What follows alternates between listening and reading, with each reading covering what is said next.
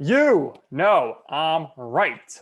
Nick Durst here with Joe Calabrese. Of course, we had Royal Rumble this past Sunday, so we'll be talking about that on the road to WrestleMania. We have a perfect guest here to do so, Joe.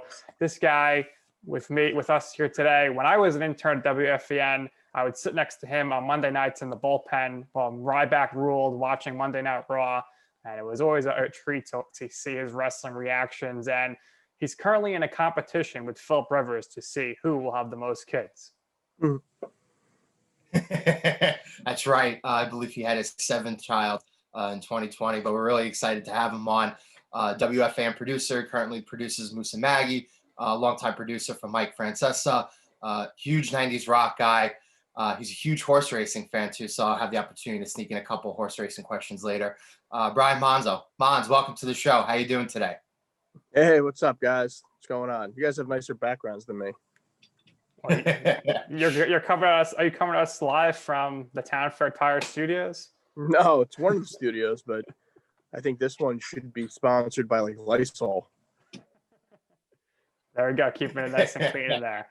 So, Brian, I want to take our listeners back here to your college days. How did you first get involved with WFAN? So, yeah, I was at Kane University, New Jersey, working at their radio station at a sports talk show, kind of with no real experience outside of listening to the radio and listening to Mac and Sid and Mike and Chris and the night shows and Imus in the morning. And we found a co-host, and him and I just barely knew each other and just started talking sports, and it became a big passion of mine. I mean, I always liked it, listening to it and hearing it, but never really thought about it as a career opportunity. And then one of the easy transitions from there was getting an internship and getting 3 college credits for it. And so I had a couple of radio internships down at some music radio stations down in Princeton, New Jersey, and then one at the Fan in the traffic department, working upstairs in Astoria. It was boring. It was horrible. But I ended up bumping into Eddie Scazzeri in his tucked-in Diet Coke T-shirt and begging him for an internship in the programming department. He said, we'll interview you, but considering you're already in the traffic department, I don't see it being an issue. Came in for the interview, ended up getting my car towed, the whole thing. It was a good day, but I ended up getting the internship, and that was late 2004, which is 17 years ago, which is disgusting. And been here ever since. So how was the internship experience for you with the programming? Were you doing a lot of tape cutting? Did you do any? How was your interactions with any on-air talent for the first time? Everybody was pretty welcoming. I mean, the first person I saw was Sid Rosenberg, and then worked with him, and dealt with Dove a lot. And Matt Deutsch was their producer for Matt. It was Joe and Evan. I was Sid and Joe at that point. And then, you'd bump into Mike and Chris and introduce yourself, and they were both really friendly. And you see Steve Summers at night. So, I mean, they were a pretty welcoming group. Then you had a lot more update anchors back then. You had Ackerman during the day. You had Recco doing the overnights. You had, Usler, Minko, obviously. And they were all really friendly and real welcoming to not just me, but all the interns and part-timers. And, I mean, it was really cool to kind of see these people that you've listened to growing up or just listened to in college. And next thing you know, you're sitting next to him, you're cutting tape for him, you deal with Minko, you're trying to understand a word that Minko says. You're seeing Imus for the first time, and he was an intimidating person, but his crew with Bernie and Lou were awesome guys and very welcoming to all the young guys and women there. So it was cool. It was, I try to remember that time as it's a really good memory and a good, it makes me think, when you make me think about those times, I think about being in Astoria, and we were in the basement of the Kaufman Studios, and actually we were below the basement, as Minko would say. There was the basement, then there was WFAN, and it was nothing glamorous about it. It was dirty, it was disgusting, but it was ours, and it was fun, and it was a real brotherhood, sisterhood there. So it was a good time, and enjoyed those days back in Astoria. I missed them every day. So you mentioned a lot of intimidating people, and obviously that must have been wild for you at the start.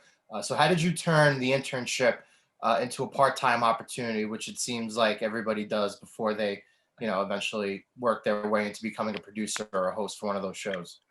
So I remember when the end of the internship was coming and Scazzeri would approach me, Eddie Scazzeri, who was head of the internship department at that time. They were like, I think there were 6 or 7 interns per semester.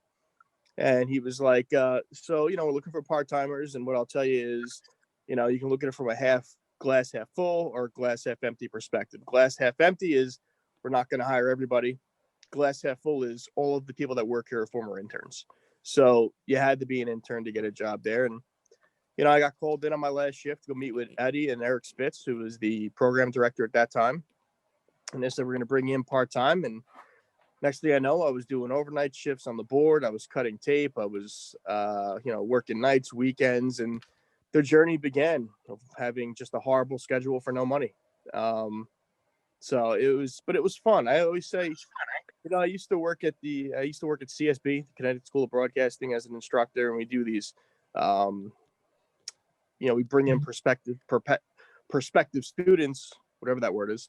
And we'd explain to them, said, look, when you break into this business, and this is 6, 7, 8 years ago, it's different now, it's podcast and everything. But when you break into this business, when you're young, you're not going to make a ton of money. You're going to have horrible hours. You're going to lose girlfriends or boyfriends. You're going to lose friends just because your hours aren't going to be as available. But, you're not working on the Brooklyn Bridge. You're doing something that's fun. Francesca used to always call this the toy department, and it really is, because while it's serious to us and we take sports seriously and it's our job, at the end of the day, we're covering sports. We're involved with callers and guests and, what's going on in the sports world. And obviously the last year and a half, year's been a little different, but traditionally it's, like Mike would say, we're in the toy department. We come in every day, and instead of worrying about a pandemic, we're worried about, what Brandon Nimmo's on base percentages, No which doubt is about hard. it. So who was the first host you board operated for, and who was the first host you produced for? I'd have to be when I think about my first consistent shifts here on the board, Tony Page, Mark Malusis, Evan, when he was an weekend overnight guy, Kevin Burkhart used to do shows. So those were the weekend overnight guys that you'd have to do the 12 to 6 shift solo.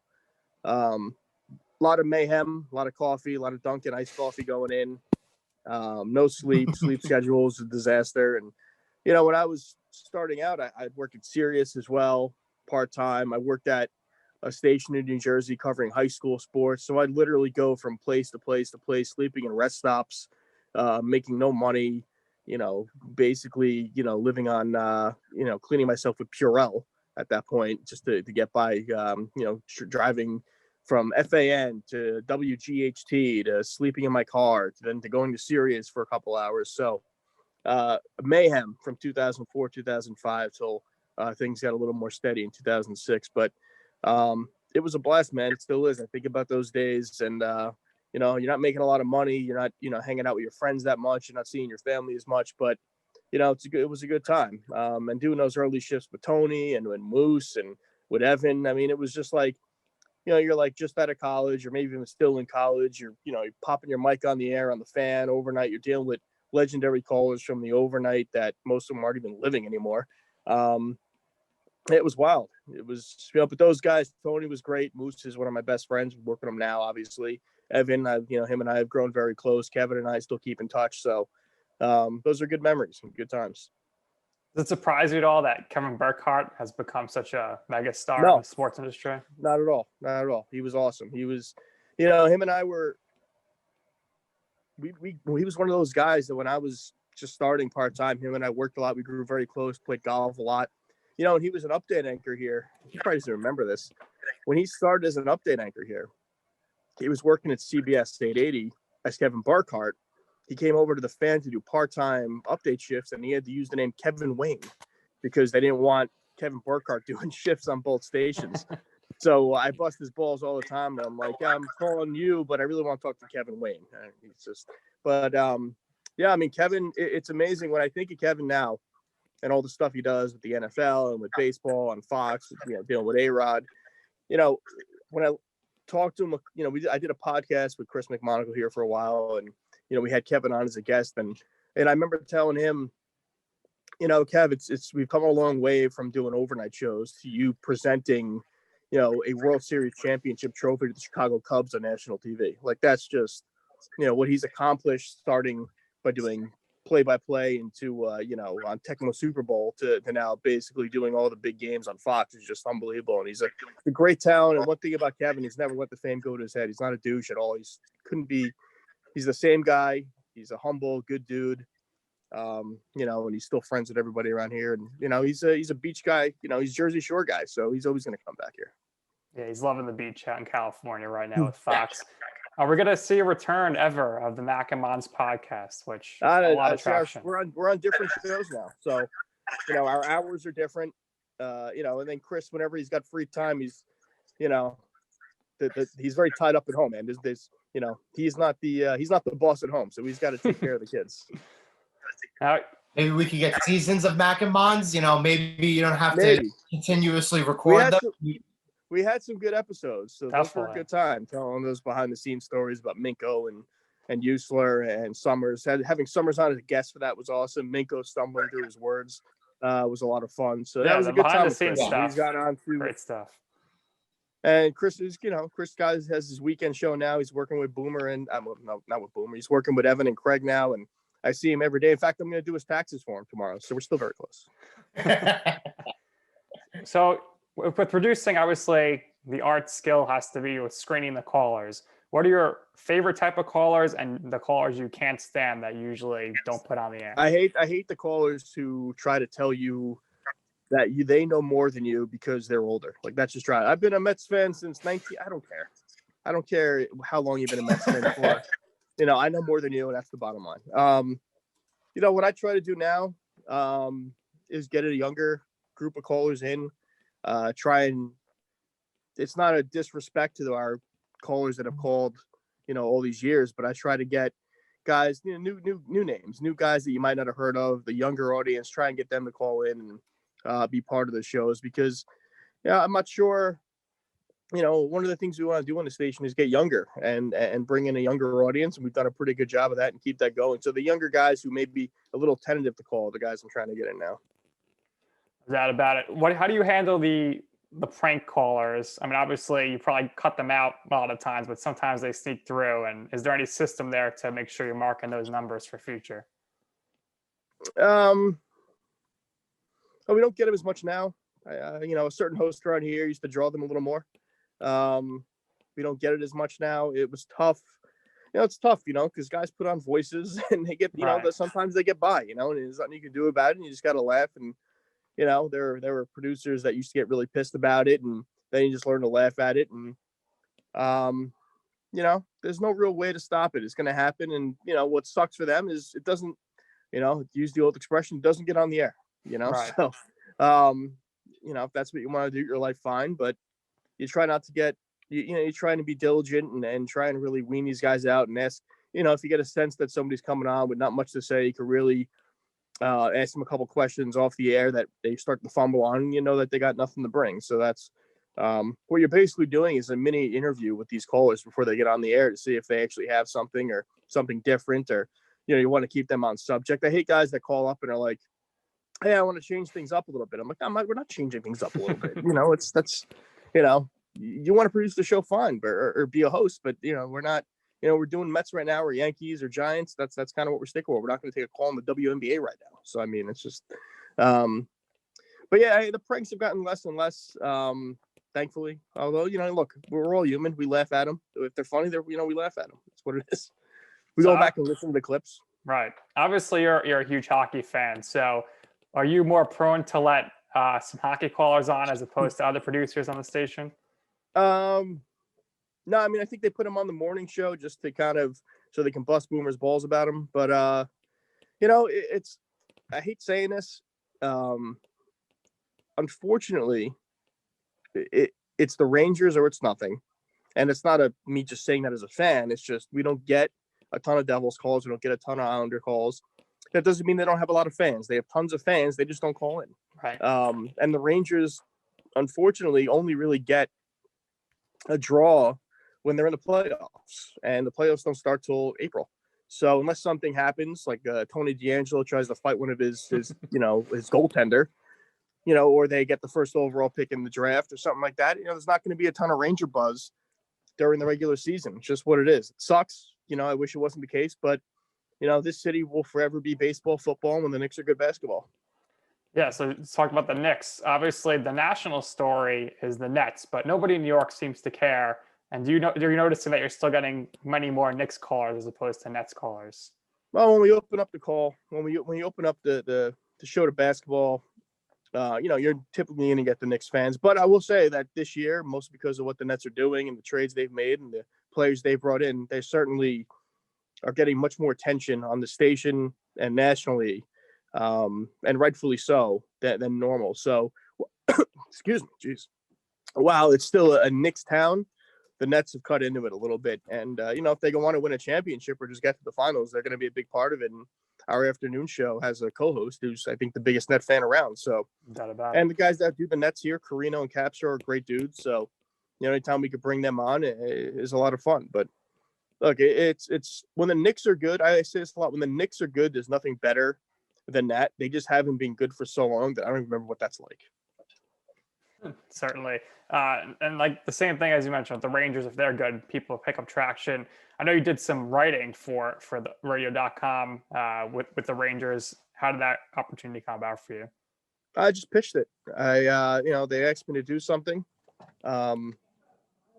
They asked me to do something for the station a couple of years ago, and knowing me being the hockey guy, that's what was one of those things that people just assumed. I was just because I was like a Ranger fan, I was like the hockey guy. Like every time there's a hockey question, they come to me, and that was cool. I got to go on the air with Mike and Chris a few times to talk about hockey, but we once the blogging became a thing, and once podcasts became a thing, they would come to me to do the hockey. So I did stuff covering the Rangers, I did stuff covering the Devils, I did draft previews, I did all these things that forced me to think a little more. Going through prospects that I never heard of and watching video and stuff like that was a lot of fun. And, then they wanted me to do some columns on the league itself where I had to formulate some opinions about players around the league. And that was a lot of fun. I got to channel my inner EJ Raddick, which was great. No doubt about it. How did the opportunity come about for you to get involved with the Giants radio broadcasts? So it's a good question. I don't remember. I was doing the Sunday board op shift for a while. Before I was a producer, I was doing production at the station, like recording commercials and updating the inventory and stuff like that. And you did that 4 days a week. And then on Sunday, I was the board op, and then it became football season. And I said, look, you guys just want me to hang on and do the football games? I will. Did it for one season. That was the year that the Eli to Plaxico, Tyree Super Bowl. I did that whole season, and their producer left after that. So they said, you want to slide over and produce the Giants broadcast?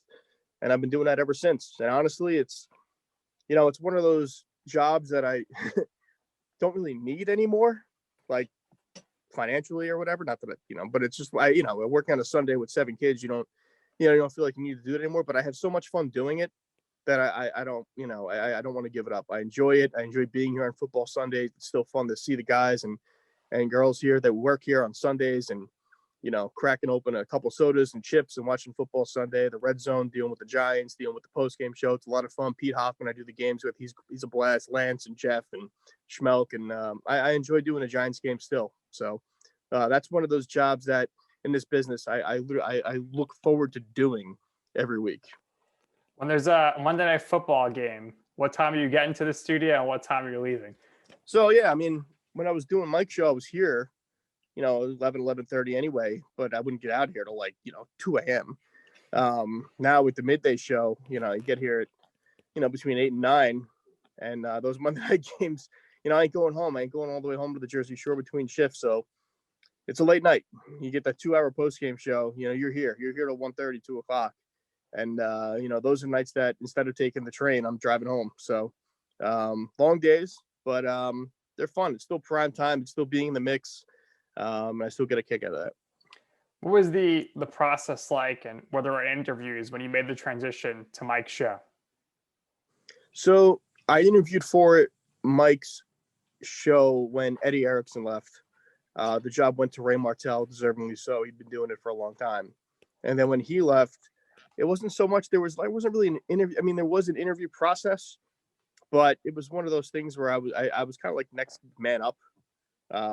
So me and Chris took over, and we did that show for 7-8 years, and we had a great relationship with Mike. Chris and I had a great relationship, so it worked out. And I think Mike was good to us. He had no issues with us.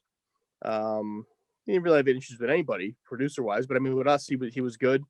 I think he liked the calming effect that Chris and I had, because neither one of us are really nuts. Like, we're not like very mild mannered people, and that's kind of what you need to do when you're producing a radio show. And I think he appreciated that, and I was glad to do the show until he left the first time, and then pick up and finish when he left the second time and last time. So during the course of your time with Mike, things became more digitalized. Anthony Gallo helped out with the video.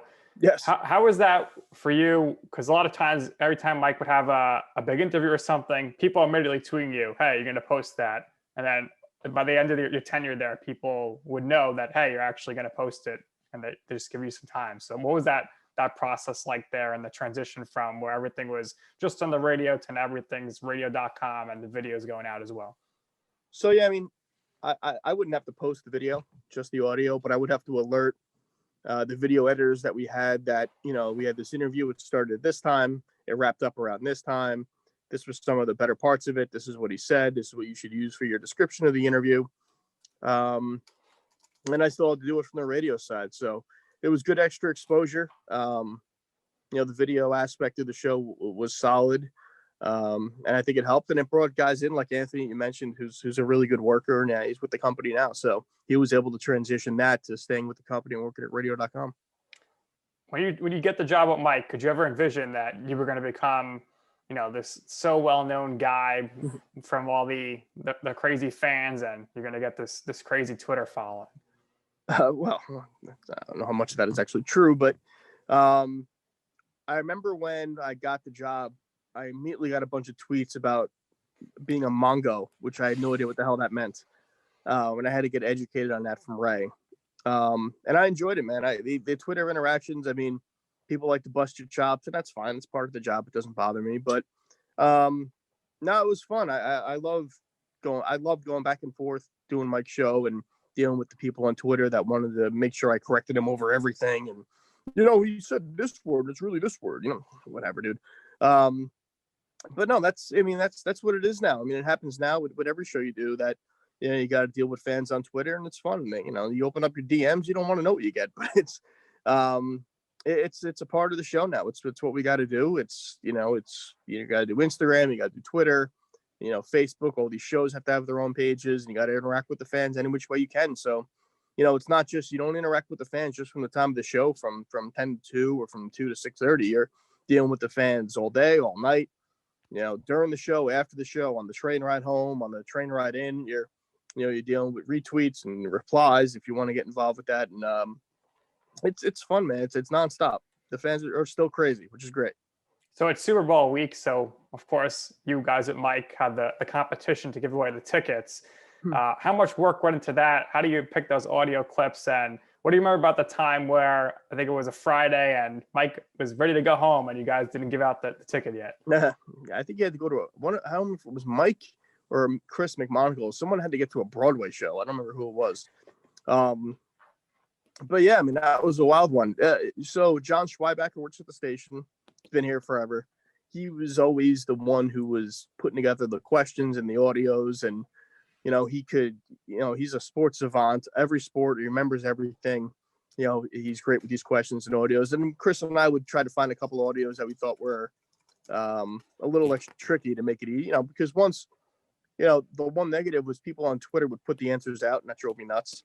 So if you're going to put out that the answer to the audio is Dave Brown, well, then you're going to get a guy you never heard of before. So we would go find, these impossible clips that I couldn't find the quotes on the internet, and make a game out of it, and make you really think and research based on the clip that, who could it be? What team is the guy on? What year does it sound like it could be? And try and put it together. So yeah, that night, I don't remember what the actual question or order we were asking was, but it went, we went 25, 30 minutes, and I'm pretty sure how we resolved that was that Evan had to do the contest the next day on the Saturday show. So we really got him there. That was a victory, a rare one. Yeah, when in doubt, it's Joseph Adai. It was the audio clip. But I think there was one year, I remember Mike was like, "Oh, we're not doing it this year. There's no sponsors." And then the Mongo Nation was in an uproar, and you guys ended up having to do it the next week. So always fun. And I missed that. I mean, look, I missed Mike in the Marquee, man. That was so much fun. Yeah, Mad Dog, he does it still, but he screams at people when they don't know the answer, even though it's like really tough questions. So, but that was always fun. Obviously, you were in there with Mike for a long time. He's had some amazing rants. He's got some great moments like turn my mic on and throwing his glasses with Edwin Diaz. What are some really memorable ones for you? And did you ever have to really do your best to hold back laughing in order to not make him upset? No, I mean, look, there were things that you laughed during the rants, but the one that really sticks out was the rant against Ben McAdoo when he sat live was one of my favorites. But the interview, it was about Odell with McAdoo, where it got. I mean, McAdoo handled it great because Mike really not in a personal way, but in a professional way went after him. And it was one of those that we call a producer hides under the desk moment, where it's like you feel a little awkward, and it got to that point where Chris had to leave, McMonagall had to leave the studio, and I was hiding under the desk with some of the questions that Mike was asking, which are all good and fair questions, but I wouldn't have the guts to ask them. So I mean, for Mike to do it or anybody to do it, to be in that studio and have the coach getting rightfully grilled, but with respect. It was tough, man. That was a good one. So, and look, you don't get a laugh during a rant. If something's funny, it's funny. So I wasn't there for it, but the Mike rant about the Mets when they blew the game to the Rockies. Martell was in there for that one. You could see the video. It was actually Ray. No, it wasn't Ray. It was Pete Bellotti and Mike Carver were in the studio when they blew the game to the Rockies, and that was Mike's epic Mets rant about Collins and all that. And then what the guy was doing at second base. That was hilarious. But if it's funny, you laugh. That's what it's there's nothing wrong with that. I mean, it's part of the business is entertainment. So I mean, if it's entertaining, even if it's somebody being angry, it's funny. You can laugh at it. You wouldn't get mad about that. Obviously, the Pat Shermer one was great too because Pat stopped calling in the show. But yeah, I don't remember what happened there, to be honest with you. Newsday had that before I did. What do you remember when A-Rod decided he was just going to show up at the studio and walk in and go on with Mike? I remember that he asked me to hold his coat for him. And and honestly, A-Rod, for all the grief he gets, and a lot of it's self-inflicted, most of it is, he could not have been a cooler dude every time I met him. He's polite, he's friendly, he's funny, and he's a presence, man.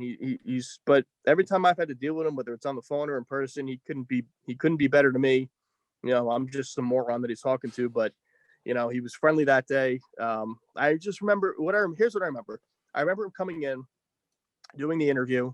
I remember one of our salespeople wanting to go in and grab the cup of coffee that he was drinking because it was A-Rod's. And I remember a crowd of like 25 people out in the newsroom, like clapping when he came out. So that was memorable, and that was a crazy day. Yeah, absolutely, no doubt about it. I also used to love when callers would, say something to Mike, and that he'd be like, "Mons, get Eddie C on the phone right now." What goes through your mind in those scenarios where he's basically having you call somebody right away and try? No, that's not a big deal. I just know that Eddie's not going to answer his phone, so No, it's fun. You never know where the hell Eddie's going to be. He could be sitting in LaGuardia somewhere. But that's part of the job, man. You got to track these guys down. Now we have the ability to text, which makes life a little easier. You can give somebody a heads up. But getting Eddie and Sweeney on the line, you just got to hope that at the moment, they weren't talking to the manager or getting, cuts from a player. But it's part of the job. Sometimes you got to be on top of that before they tell you. If you get somebody on the line and say, "Look, we have this person, we have this person," but getting somebody, especially if they work for us, not a big deal. So what about Eddie C and his hockey picks now? He always bet on hockey. That was, or I don't know if he bet on it, but he was always he always picked hockey. So long before he did it on the Mike's On app, he did the he would always tell me, you like this, you like this, you like the Anaheim Ducks. He was Eddie was a big hockey guy. What are the main differences for you when you're producing for someone like Steve Summers versus Mike, and now Musamagi, and if you want to mix in Evan in there and all the different people you work with? Just knowing the host. Steve is very into his show open, so making sure that whoever is on the board with you is paying attention, and if he's got a clip or a bit or a sound effect that he wants, we make sure we're on top of it, and we don't mess that up. Yeah, with Moose and Maggie, it's more of just coming up with interesting show topics, finding maybe different angles here and there. Evan is very low maintenance, to work with him on Saturdays, whatever. You just want to, he's very good at reacting to the games. He's got more sports information than, anybody you can imagine. He watches everything. He goes to everything, at least before he had babies, he did. And then with Mike, look, the deal with Mike is, as I told people many times, is, just don't be a distraction. You're basically there to help him, not hurt him. So, be his right-hand man, be his Google.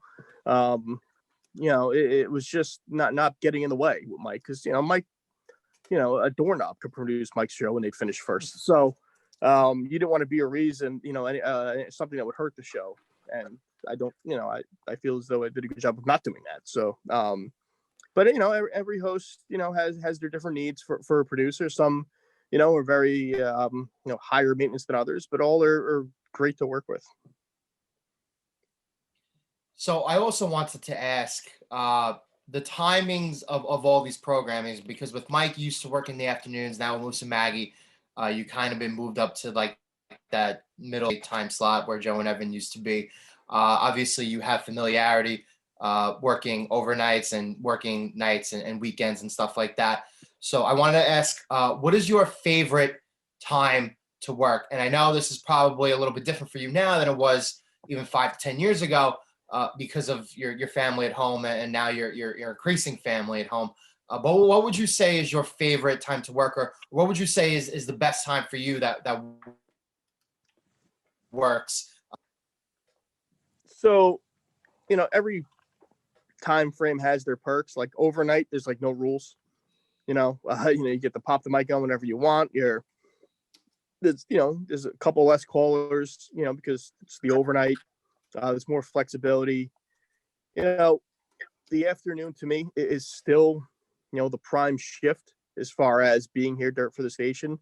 But for a lifestyle, honestly, the hours I have now are the best. I'm a morning person. I like getting up early. I'm up at 5 o'clock every morning. I like being on the train. I like catching up on, the night before on the train, previewing the stock market, all that stuff. And then, catching that 25 to 30 minute nap on the train ride home, and hoping there's a Ranger game on and not having to worry to get home and, be in the 4th inning of the Met game. So right now, for my lifestyle, the hours I currently have been my favorite. Tell us about the WFAN Fantasy Baseball League. We always hear so much about it. Is there any scenarios where you totally fleeced Evan on a big trade, and what are those big time drafts like in the studio? Well, look, we didn't have one last year. We did a league that was different, but we didn't, keep our keep. We have our keeper league. We just kind of passed it over for a year, but it's a lot of good guys. It's myself, McMonagle, Evan, Mike Tadasi, guys who used to work at the station, Ernie. Ernie still works at the station, but a lot of the guys in promotions. It's competitive. It's trash talk. It's competitive. Evan doesn't. He makes a lot of trades, but not with me. I don't know why. It's just because I always consistently kick his ass, I think. I beat him in the championship last year. And I had Mike Trout and Christian Yelich both on the DL, so that was extra embarrassing for him. But the best trade I made, I'm very big with trading at the draft. I like moving up. I like getting aggressive. It's a keeper league. I have Mike Trout. I have Christian Yelich. I have DJ LeMahieu this year. I'm not going to keep him, though. I'm going to fight with McMonagle. Him and I share a team. I want to keep Rafael Devers over him. He was a 6th-round pick. He's only 24, 25 years old, coming up a year with 50 doubles. I think he's going to be a big asset. But I traded up with Recco. I don't remember the exact trade, but I didn't have a 6th-round pick. And I thought Rafael Devers was going to have a monster year, not in the pandemic year, but the year before that. I traded up like multiple picks to get up to that spot, and I was able to nab Devers there, and it was a brilliant move on my part, amongst many. But I was able to fleece somebody to get Christian Yelich before he became an MVP candidate. And I don't even remember the trade to get Mike Trout, but I remember I gave up a lot. But the league's a lot of fun. It also, I say this a lot, people don't believe me. My wife doesn't believe me, but fantasy sports really helps you know the non-local teams. You're forced to study this. So, that's why I love paying attention to games I probably never would pay attention to. Baseball wise, you pay attention to all the football games, but baseball wise, there's no reason I'd be locked into Mariners Angels on a Tuesday night outside of me having Mike Trout. So it really helps the outside local teams much more than you would anyway. Yeah, I think we need to get Tom Izzo to do a live stream of the next draft on the YouTube account. That'd be fun. You have to bleep everything I say, but yeah. The dump button. Now, I do my most trash talk I do is at the draft. McMonagle would say this in the podcast that, I am relentless at the draft. If you turn down a trade offer, I just destroy you. Absolutely. Now, one of the biggest guests you ever booked had to have been the big dog, Roman Reigns. How did you? Yeah, that was fun. How did that come about? Did Mike have any idea who he was, and did WWE contact you on that one? Yeah, I mean, I have a couple friends who worked in public relations there. I hope they still do. Hopefully with what's going on that they weren't laid off. But no, we were talking for a while, and they, they came about. WrestleMania was here in New York. They said, "Listen, we have Roman, but we want to put him on Mike." And I'm like, "All right, well, let's see what happens." I went to Mike. I said, "Listen, I know this isn't your thing, but this is an A-level guy. Everybody's going to know him. It'll be a story if you have him on." And he recognized him from a commercial he did, or a PSA he did with his daughter. So Mike kind of had an idea, and I tried to. Normally, I don't have to prep. Wouldn't have to prep Mike in any interview. Mike knows what he's doing. But I felt for this one, I'd have to give him some stuff, and he didn't want any help with it. He wanted to take the interview from I know nothing about wrestling. I'm going to admit that. I have no idea what a storyline is, what this is, what that is. I'm going to talk to Roman, or Joe is his name, but I would talk to Roman as a novice wrestling person. And it ended up being a tremendous hour of radio. Roman told us that it was the most fun interview we had that day during his stream of interviews, because it wasn't the same 7 questions he got asked over and over. Different questions he had to think about, questions you wouldn't get asked on a day in and day out basis. Not about, what's your thoughts on your opponent, Drew McIntyre? It's just, it was, how'd you get into the business? What's the difference between Roman Reigns and Joe? Talk about your family a little bit. So, Mike handled that one really well. It was a lot of fun. And my kid was able to come and get a picture with him, the whole thing. It was a great day. Obviously, Moose is a big wrestling fan, so hopefully he's not. He's a liar. He's a faker. He's a liar. He'll watch it. He uses my WWE Network login. Maybe he's gonna get Peacock. Maybe he's gonna get Peacock now. Major money. No, he will. He'll claim he can't afford it, but yeah. Well, he might be able to get Peacock for free because it's owned by NBC Universal, who has a big stake in SNY where he works. So maybe he'll be using his login here. But no, I think Moose's kid's a wrestling fan, so he'll get into it. He'll watch it. He watches all the events, and he'll text me, "Who you think's gonna win the Rumble, bro?" But he'll, I can say anybody at that point. I could be like Duke the Dumpster Drosy. All right, cool, man. So we won't be having the Moose taking over for Taz post WrestleMania and WFAN. Maybe it'll be you and Evan. I think that'd be great. A lot of fun. Quite the show. Costco, throw him in. It'd be a lot of fun. Absolutely. So tell us how it came about where you asked Mike for WrestleMania tickets. That was it. I literally said, "Listen, I can't believe I'm asking you this, but I WrestleMania is at MetLife, and I remember, I think if I recall the conversation correctly, he was like, "How many tickets you need?" And I was like, "Well, because I needed a lot. Like by a lot, I mean like 4 or 5, not like 2." And he's just, "How many tickets you need?" Made a phone call, picked up tickets the next day. Didn't have to pay a dime. It was awesome. I remember going to the parking lot with a couple of Jersey Mike subs and, a 12-pack with my friends, and we had a great time. Rock versus John Cena was the main event. Yeah, absolutely. Great Yeah, you'll love be when there. WrestleMania in that. Yeah, I mean, I thought the second one was better, although it was much longer. But even then, when you watch it back on the network, I think the crowd energy still kind of holds up pretty well. I mean, 6 hours of wrestling is a lot, especially in that environment, especially when you're tailgating all day. But for me, I thought it was worth it. I went obviously both years, but I enjoyed 35 more than I did 29. And the reason why I did that is because obviously I sat a little bit closer. I ended up paying $300 a pop for my tickets, but it was totally worth it. Nick was sitting in the section directly next to us. So we were sitting in one end zone. I think you liked during the Randy Orton match. So that was something that was wild. And obviously Kofi won the title, and they had a great match, and Becky won the title. I was became Becky 2 belts. But we wanted to ask you, so now that Edge has returned, Edge seems to be big time fan favorite. Was out for 10 plus years, came back last year. Now he's back. He won the Royal Rumble this year. There's no fans. There's no fans. And I think, Monzo, that Edge is gonna take on Edge. Yeah, I think Edge is gonna take on Roman Reigns, and there's gonna be fans, and I think Roman's gonna get cheered in Tampa Bay. Yeah, I think they're both gonna get cheered. To be honest with you, I think that's gonna be the match too. I can't really tell you that I'm excited about that. I mean, it'll be fine. I've become a sucker for the big event. So even if it's not booked well, I'm still looking forward to sitting down with my friends and, my son who's a wrestling fan and, on the big screen TV and ordering tacos and having, a couple of beers. So, I mean, it could be, Edge versus Gangrel. I'd look forward to it. But that match itself, and they've done a tremendous job, we think, with booking Roman. Again, we're going off the sound that they're forcing us to hear. They're assuming people will actually be cheering Goldberg before the Goldberg-McIntyre match, which would never happen. So, no, I think that'll be, the battle of the spear. I mean, I don't know how else you sell it. It's, to me, it's a tough look if you're going to have that match for Roman to put over Edge, who's just hasn't been in the business for so long and has been injured a couple of times, and Roman's just been dominant since he returned to SummerSlam. It's, it's a tricky spot there.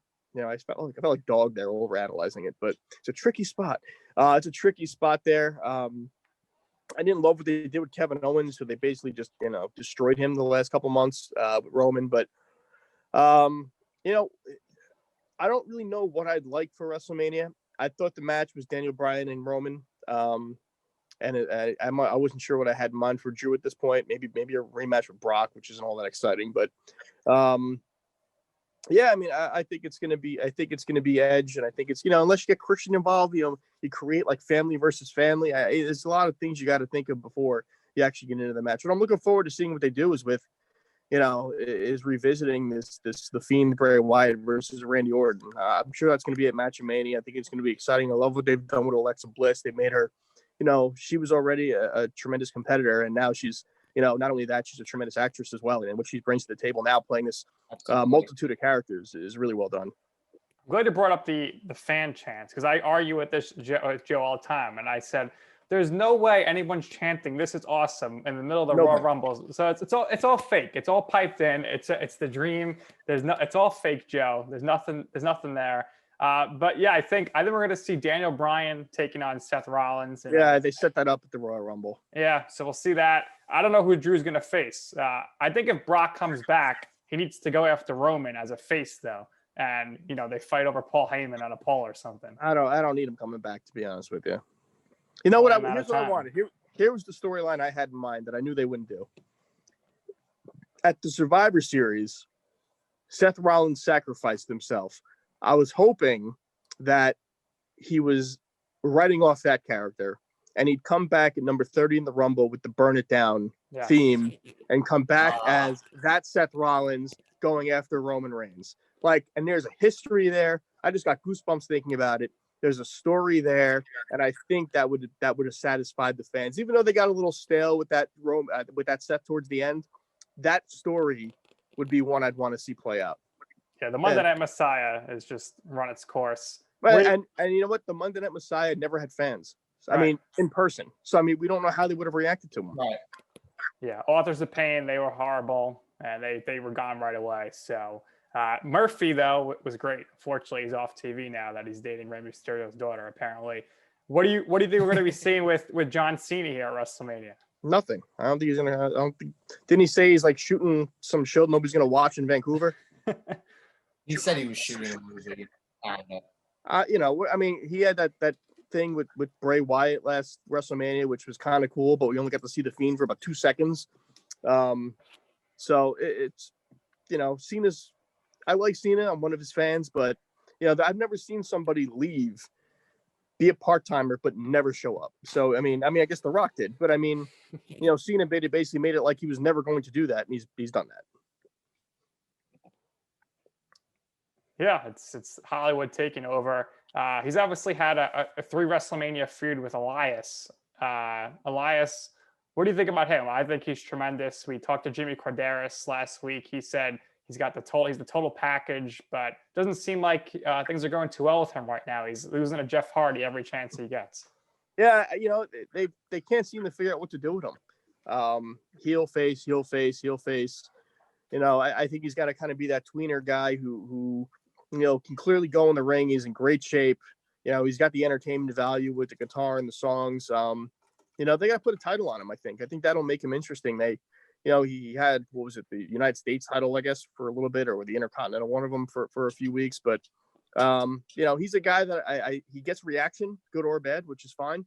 They just got nothing for him. You know, I think they've really been thrown off with the pandemic and the no fans, and it really staggered what they think they should do with people, because if they think that an audience would care about Rey Mysterio versus Seth Rollins, you know, it's just, you know, and I love Rey and I feel bad saying this, but I've had enough of Rey Mysterio. Like, it's just, I don't need to see him anymore. It's not that I don't think he was a great competitor.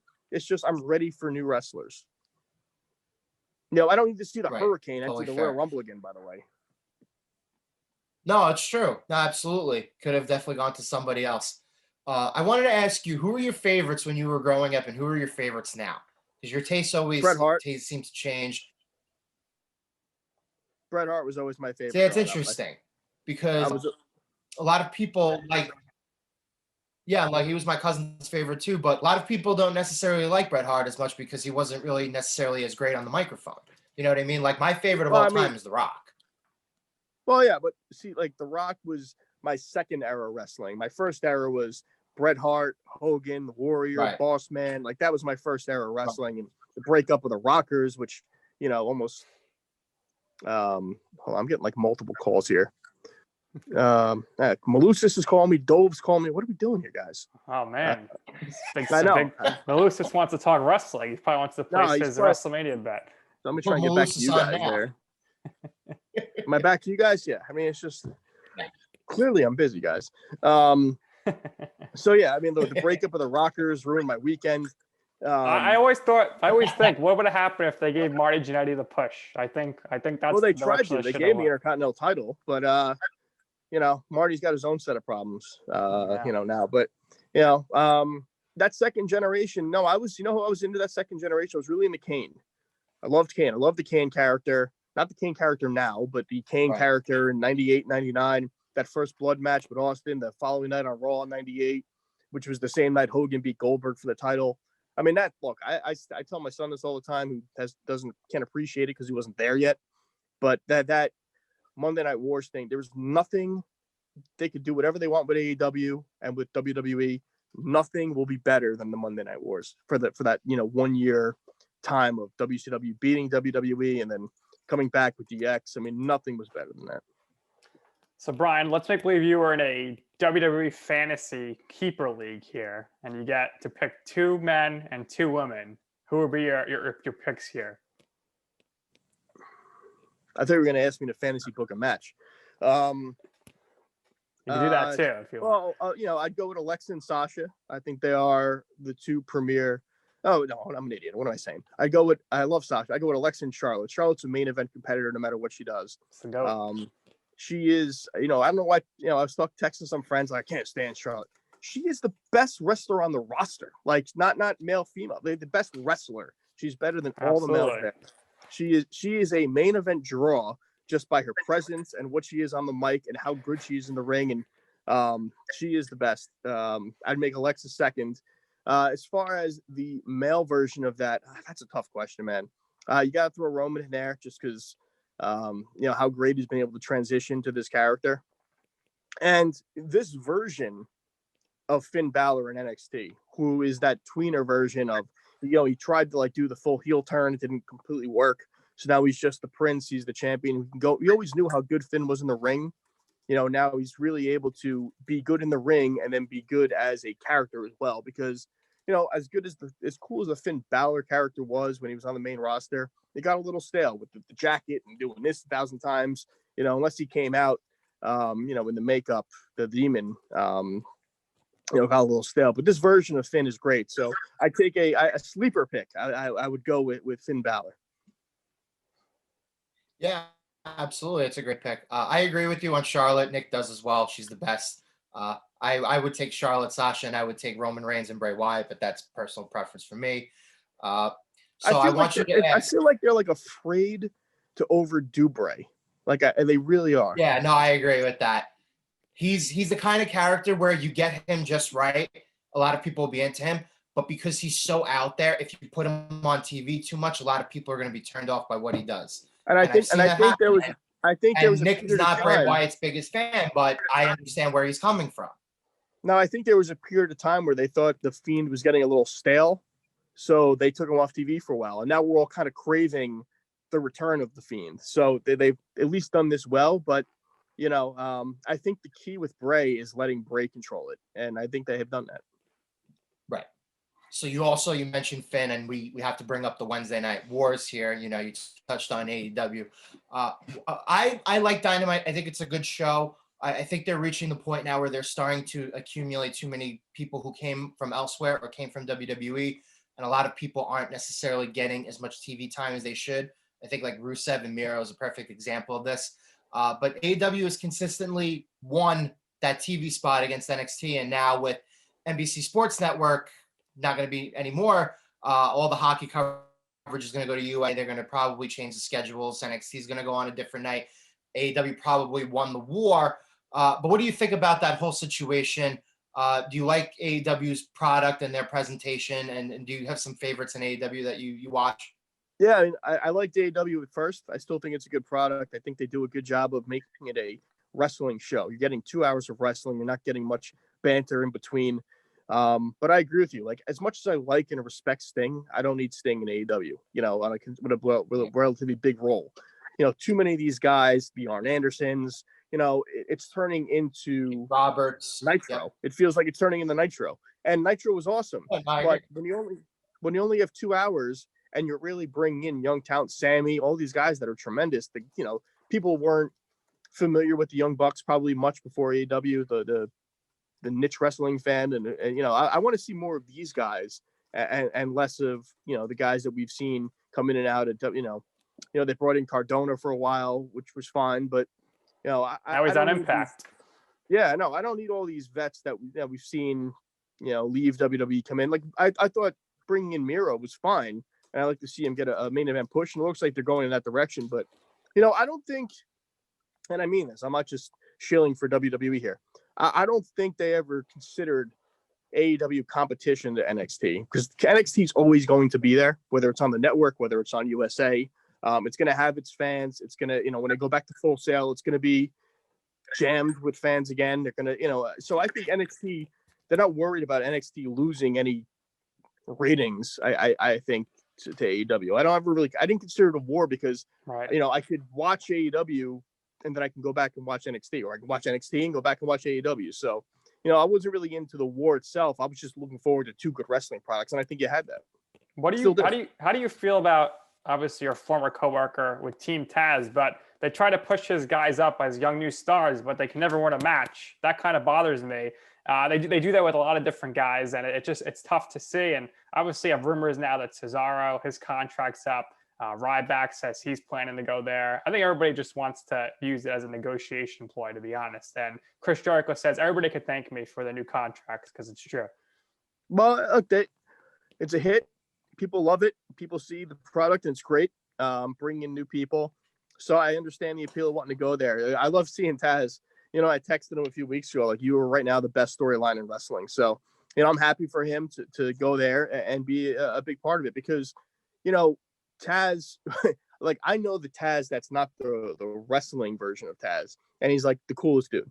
But wrestling Taz is like a badass, and I didn't get to see that in person that often. So to see him back to that character, the FTW character it has been a lot of fun. And I'm not overly concerned with the storylines. I'm just glad he's in the mix.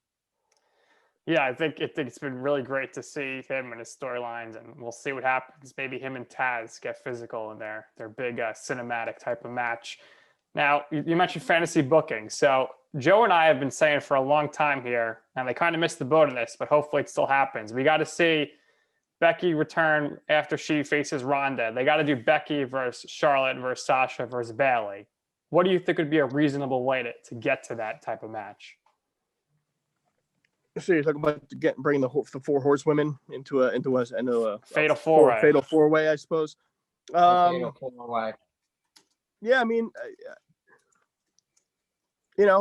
clearly there's heat between on air, written heat between Sasha and Bayley. There's always been heat between Sasha and Charlotte. So it's just I think you just got to make it happen. To be honest, I don't think you got to make it a main stage. Maybe. Becky returns in a tag team fashion with Charlotte, and then, they start to have heat between those two, and then you incorporate the other two. But no, that's a dream match.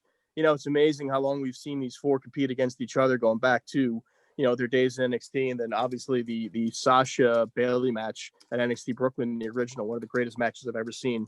And then, you throw any match with Charlotte, her match with Asuka at WrestleMania a couple years ago was tremendous. So, no, look, you want to see those 4, go against each other. We saw 3 of them go against each other in Dallas a couple of years ago with the worst WrestleMania of all time.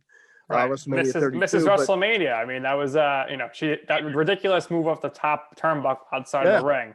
That and Zack Ryder winning are the only 2 things that you remember from Dallas, but they'll be back in Dallas next year. Yeah. So, I mean, look, maybe they'll look to get those 4 together at WrestleMania. Look, who knows what, your body, you don't want me to tell you this, but your body changes when you become a mother. So I don't know, if, hopefully Becky wants to come back. You don't know if that's the case. Right. Yeah. You may never see her as a full-time performer again. No, I'd be stunned. Hopefully she comes back. Yeah.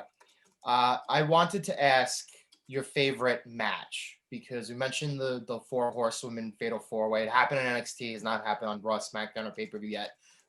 I always wanted to see Roman Reigns versus Seth Rollins versus Dean Ambrose at a WrestleMania. It didn't happen at a WrestleMania. It happened at a regular pay-per-view in Battleground. I ended up going. I ended up making the drive with my friend, so that was really exciting for us. But what is, off the top of your head, what was your favorite match? Maybe the match that made you become a wrestling fan, or some match that as you got older and started appreciating it more, you just look back on, you remember, and it was awesome. So 2 from the old days, and 2 from the old days, maybe 3, and one relatively recent one, kind of really sticks with me. WrestleMania 8, Bret Hart, Rowdy Piper, Intercontinental title, a lot of blood in the match. Great match there. Bobby Heenan telling Rowdy Piper, "What the hell, use the bell." One of my favorite lines of all time. That same WrestleMania, The Undertaker's face debut at WrestleMania. He was a heel WrestleMania 7, WrestleMania 8. The Undertaker, Jake the Snake Roberts. Relatively short match, but Jake did a tremendous job. Really putting the Undertaker over there, taking a tombstone on the outside of the ring, and then Bobby Heenan saying, "That's it, he's dead," is hilarious, and saying he broke his neck. He puts him into the ring. 1, 2, 3. Good night. It was great. Bobby Heenan was brought so much to every match he called. WrestleMania 9, even though he lost and the story was horrible, Bret and Yoko.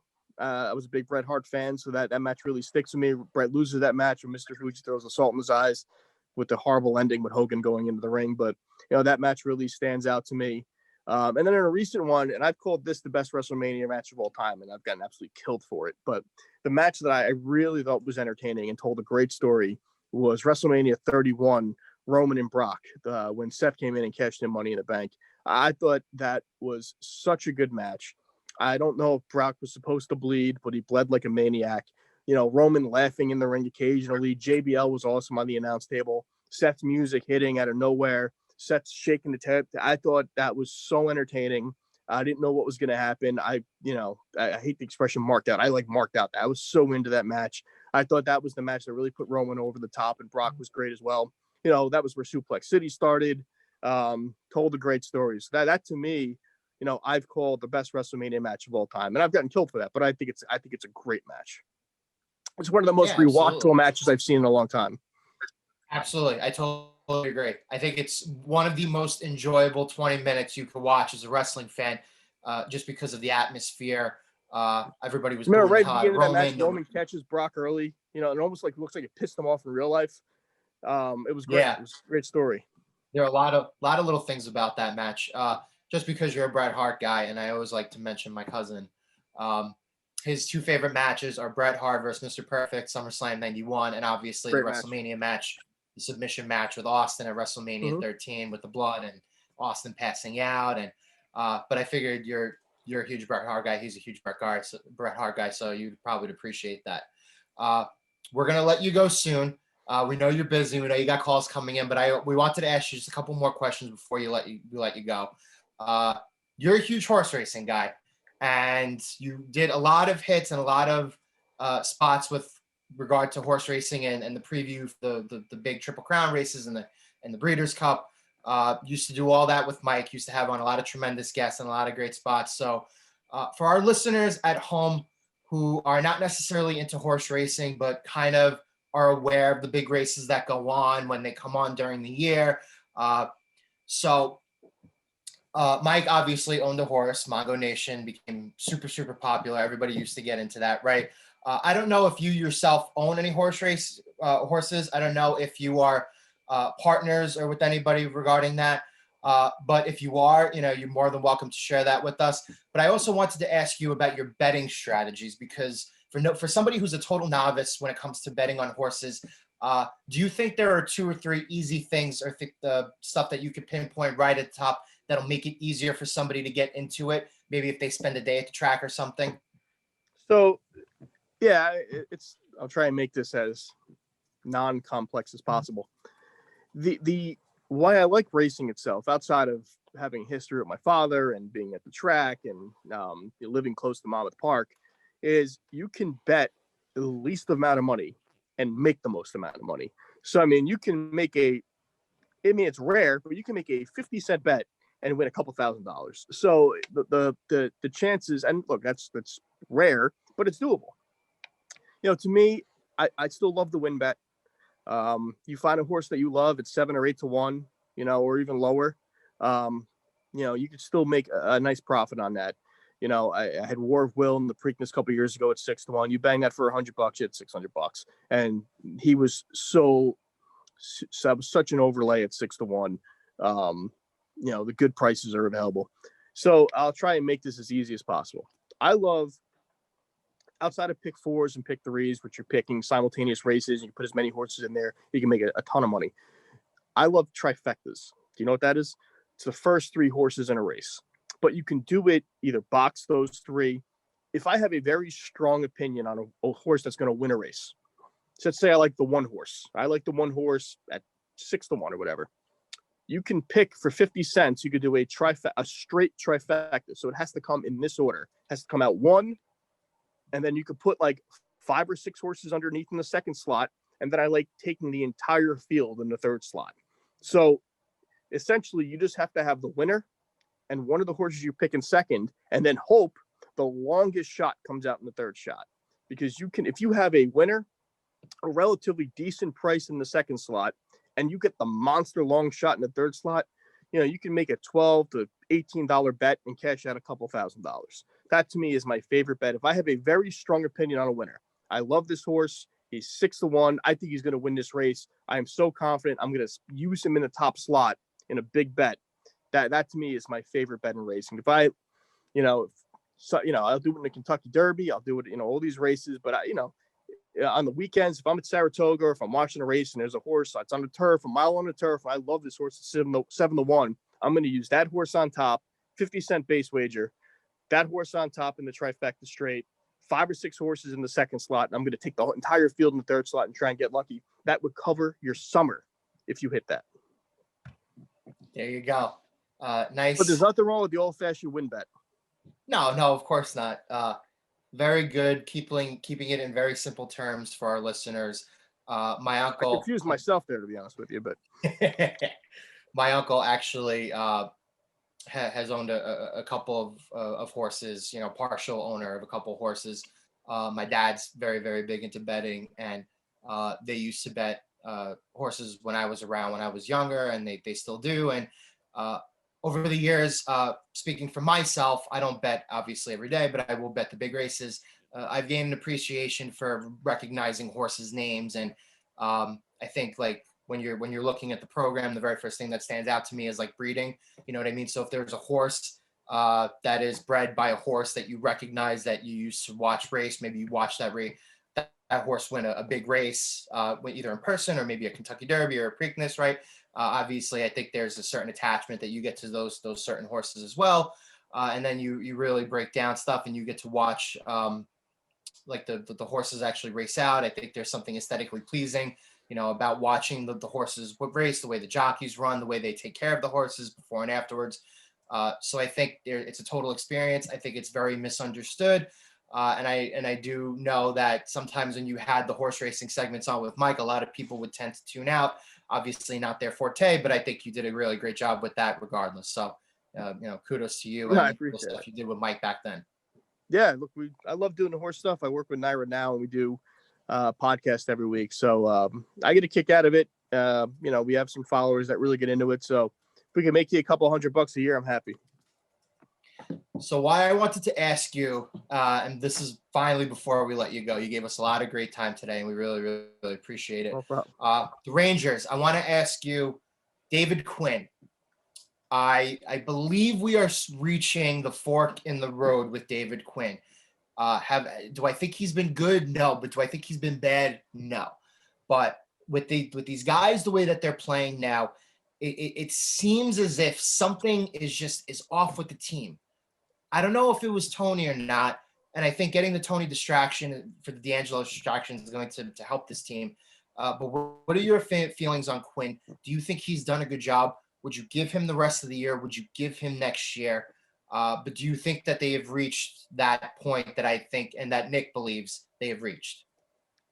Well, I'm going to throw them an early bone here because they didn't get their 4 or 5 preseason games. To me, that's a big deal. That to me is not having, Lafreniere or Kako play preseason games, or Zibanejad get, those 5 or 6 games to get the COVID out of his system, I think was a big deal. And I think, whether it's Tony or whatever, I think they've actually been fine this year with the exception of the one Buffalo game, but they were not really in the first period of the Islander game, the first game of the season. My concern with the coach is I don't want him to lose Capo Caco because I'm afraid that's going to happen. I could see him becoming an unhappy player and that being a disaster. Sometimes when you're in when you're in a team that's developing like the Rangers are, and maybe even overachieving, you have this player you drafted second overall, a lot of hopes for him. He showed some flashes last year, certainly, struggled at times, but at times was very good. And this year, I thought he's been very good just about every time he's been on the ice. I think he's been noticeable. I think he has a nose for the net, even though he misses the net every time he shoots. But, his thought process is shoot the puck. And playing him on the third and fourth line consistently after looking like he's going to start in the Panarin line, big problem. I don't like that at all. I don't need to see Colin Blackwell, even though he was getting a point a game, playing with Artemi Panarin. I need to see Capo Caco playing with Artemi Panarin or Mika Zibanejad. That's my main issue with Quinn is not how he's handling the rest of the team, because I think he's done a pretty good job I think he's trying to figure out the goaltending situation. We know that Shesterkin is the goalie of the future, but Georgiev's not bad either. But they've both kind of been decent at best this year. They haven't been awful, and a lot of the goals they've given up are breakaways, deflections, but they haven't made that Lundqvist save, the extra save, every game. So he's trying to figure that out. I think you're gonna have to look just Shesterkin 3, Georgiev 1, 3-1. I think that's just what you're gonna have to do. But my concern is how he's handling Kakko, because if this player becomes unhappy and we get a Elias Anderson situation, it's a disaster. Now he's given Lafreniere the reins, his first overall pick, overtime game winner, nose for the net. He hasn't let Kakko, to me, develop the way we've needed him through his first season, first full season and a couple games here. Now, forget the fact he was on the COVID list last game. Looks like he's back and going to be playing. And at least in the video we saw him practice today, whenever you guys are going to put this out live, but on Wednesday he was practicing with what looked like Strome and Panarin. So you want to see that going again. But to me, my concern with Quinn is how he's handling Kakko, and I don't think he's done a very good job. Guys like Lindgren, look, he's developed young players. I think there was a point where we thought Ryan Lindgren wouldn't be on this team, and he's turned into one of their best defensemen. What he's done with Adam Fox, he's done a tremendous job with him. What he's done with, he's brought even though I think he's been awful this year, he's brought the most out of Ryan Strome in his career. So he's done a lot of good things. His development of Zibanejad, forget the fact he struggled this year, to an elite player. But my concern is Kakko. And not Kakko the player, just how the coach is handling him. I think those are all totally fair points. I definitely agree with you in the sense that, and I think this is with a lot of coaches, for some reason, some young players take better very much sooner. We kind of saw this under Tortorella.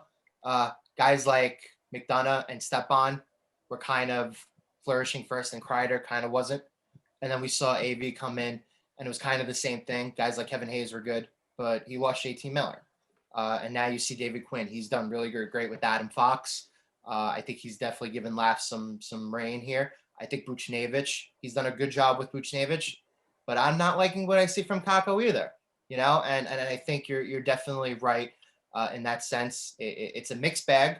And I also feel like they're very content just kind of trying to win 3-2 games. They don't really flash off like that, the roster talent, as much as they probably should.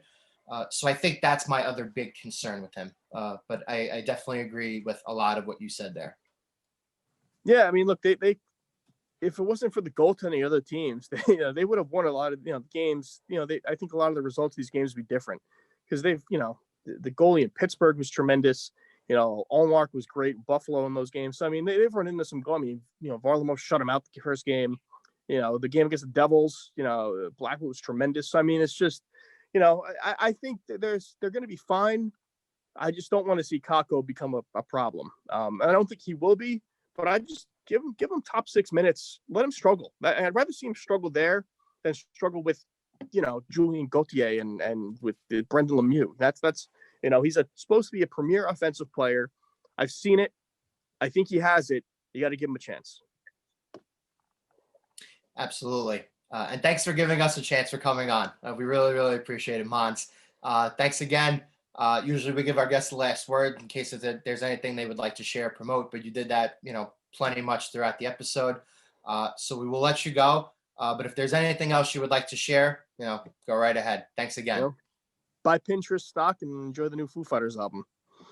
There you have it. All right, that's going to do it here for this episode of You Know I'm Right. For our special guest, Brian Monzo, and for my co-host, Joe Calabrese, I am Nick Durst, and this has been You Know I'm